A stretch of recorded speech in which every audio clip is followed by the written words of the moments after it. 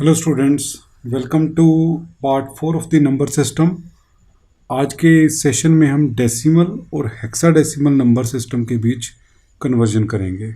So again first of all I will tell you the method and then we will discuss two examples of each type with and without fraction. इस video के end में एक exercise दी हुई है। Video समझने के बाद आप उस एक्सरसाइज को लेकर अपनी प्रैक्टिस कर सकते हैं और आंसर मैच कर सकते हैं। So let us begin. तो सबसे पहले method, we are going to discuss conversion between decimal and hexadecimal.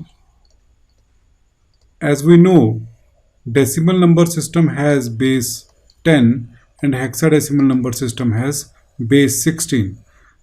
Decimal के अंदर जो सिंबल्स हैं 0, 1, 2, 3, 4, 5, 6, 7, 8 एंड 9 है। वेरएस हेक्साडेसिमल में 0 से लेके 9 तो है ही हैं, इसके अलावा 10, 11, 12, 13, 14 and 15 as it has number from 0 to 15, but 10 is represented by A, 11 को हम रिप्रेजेंट करेंगे B के साथ, similarly 12 is C, 13 is D, E and 15 is F. So 0 से 9 तक लेकर नंबर इनको हम डिजिट से रिप्रेजेंट करते हैं और 10 से लेकर 15 तक these are represented by letters from A to F. Now next बात करते हैं वेट्स की। डेसिमल में जो वेट्स हैं they are written in power of 10।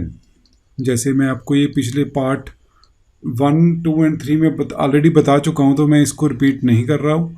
तो I am repeating only, I am telling about hexadecimal weights. Hexadecimal में जो वेट्स होंगे they are represented in power of 16। वो 16 की पावर में रिप्रेजेंट होते हैं। मीन्स अगर हमारे पास कोई हेक्साडेसिमल नंबर है, like we have number 7, A, 5.9b, तो इसमें जो 5 है डेसिमल के जो लेफ्ट वाला इंटीजर पार्ट है उसमें जो वेट्स हैं they are represented like this: 16 raise to power 0, 16 raise to 1, 16 raise to power 2। Similarly जो डेसिमल के बाद हैं they are 16 raise to power -1, 16 raise to power -2। अब इनको अगर आप सॉल्व करोगे, 16 raise to power 0 is 1, 16 raise to 1 is 16, 16 raise to power 2 आप लर्न कर सकते हैं 256। सिमिलरली आगे 16 रेज़ टू पावर 3 होगा अगर, तो that will be equal to 4096। तो ये आप 4 वैल्यूज तो लर्न रख सकते हैं। This will be used in conversion. Similarly जो डेसिमल के बाद हैं 16 raise to power -1, this is 1/16, this is 1/256। 1/16 अगर आप करेंगे तो this is 0.0625। Similarly 1/256 is 0.0039. I am taking only 4 digit after decimal. So you can learn these 4 values and these 2 values for faster calculations. Now next आ गए method.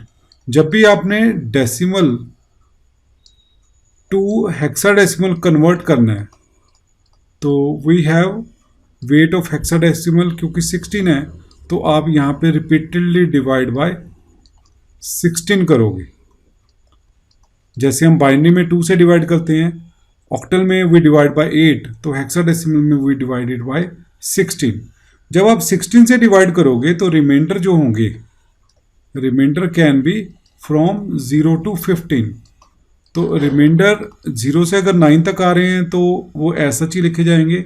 But अगर जैसे आपका reminder 10 आ गया तो आप 10 को A से रिप्रेजेंट करोगे, सिमिलरली 11 को B से रिप्रेजेंट करोगे, 12 is C, D, E and F, ये आप चेंज कर दोगे। देन जब आपने हेक्साडेसिमल से डेसिमल कन्वर्ट करना है तो you will multiply with powers of 16। 16 raise to 0, 16 raise to 1 से आप मल्टीप्लाई करोगे। That will be discussed in the next slides. So let us start with the questions.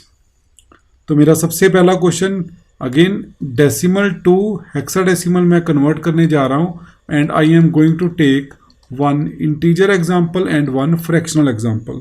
तो इस स्लाइड में मैं पहले इंटीजर एग्जाम्पल ले रहा हूँ। मेरा क्वेश्चन है you have to convert 1180. This is my decimal base 10 number, and you have to find equivalent number in hexadecimal, that is base 16 number.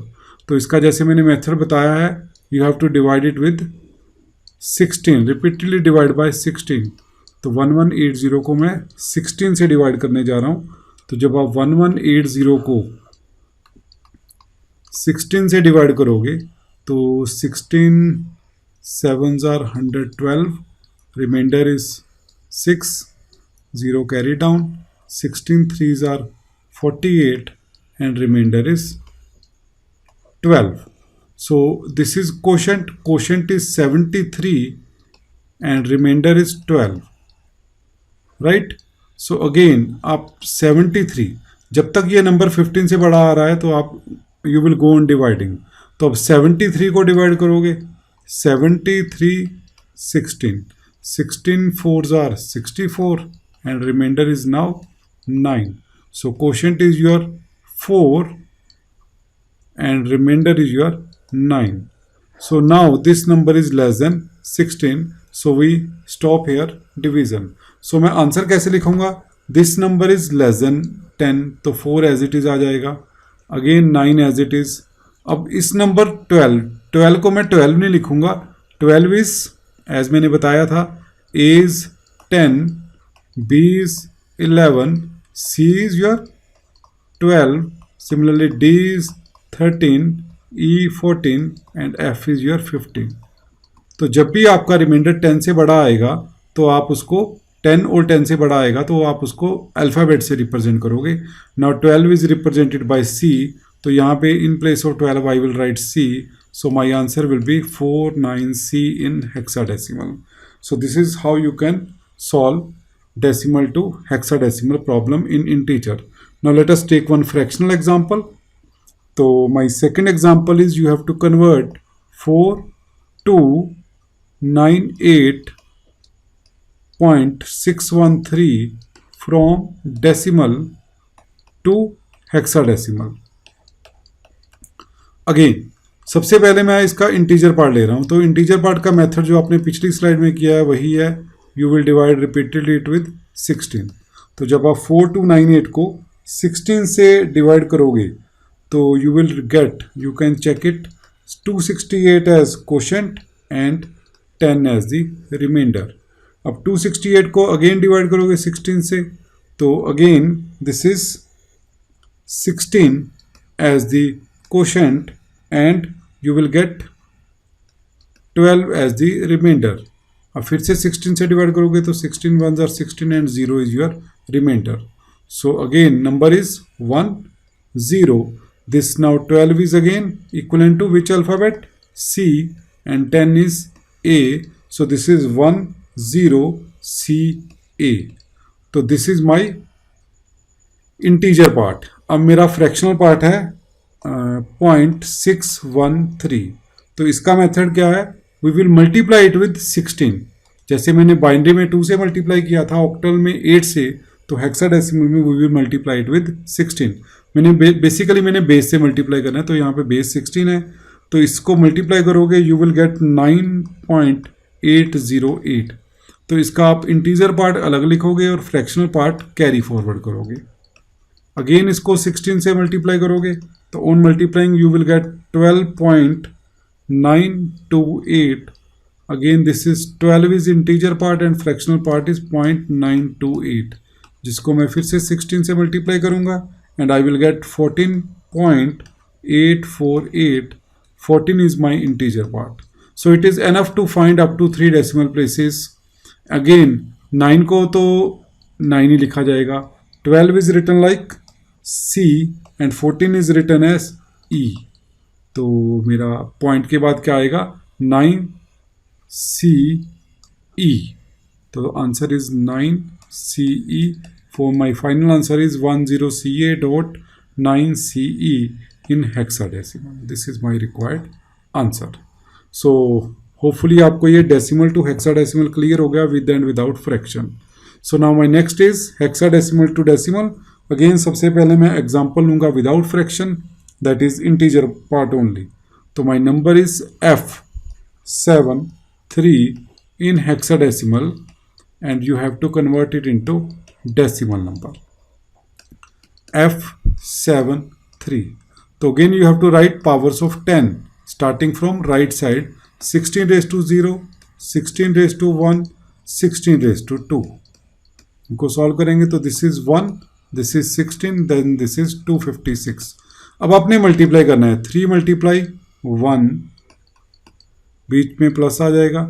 7 multiply 16, no problem.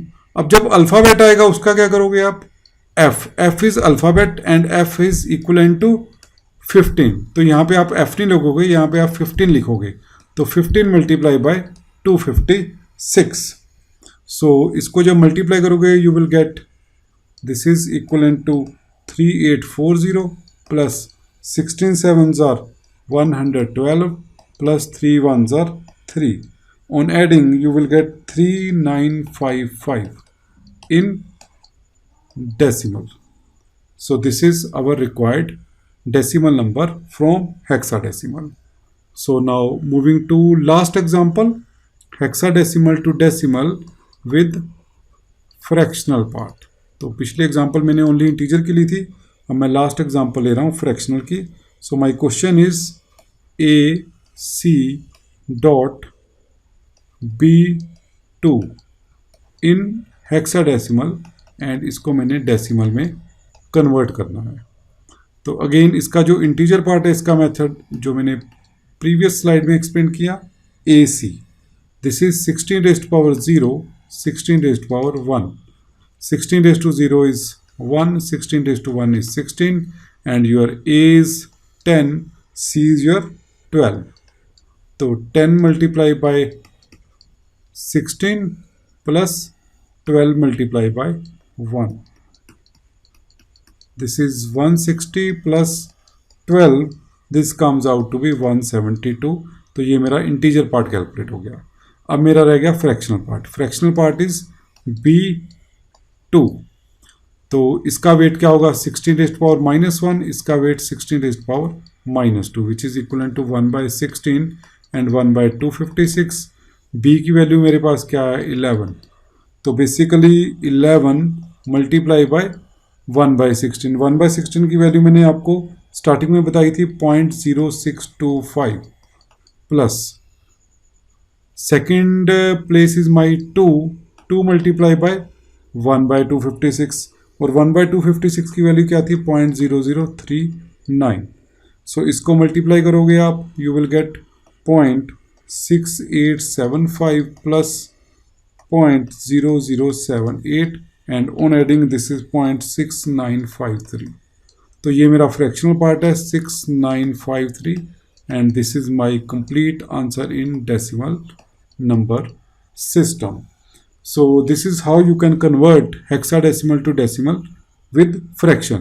तो होपफुली आपको ये चारों क्वेश्चंस, चारों न्यूमेरिकल्स और दोनों methods hexadecimal to decimal clear हो गए हैं. If you have clearly understood this, now you can practice these 4 questions and इनके जो आंसर्स हैं यू कैन सी आंसर दिए हुए हैं. आप क्वेश्चन सॉल्व करके आंसर मैच कर सकते हैं. So thank you for watching and stay connected for more sessions. If you have understood, please like the video and subscribe the channel. Thank you very much. Have a good day.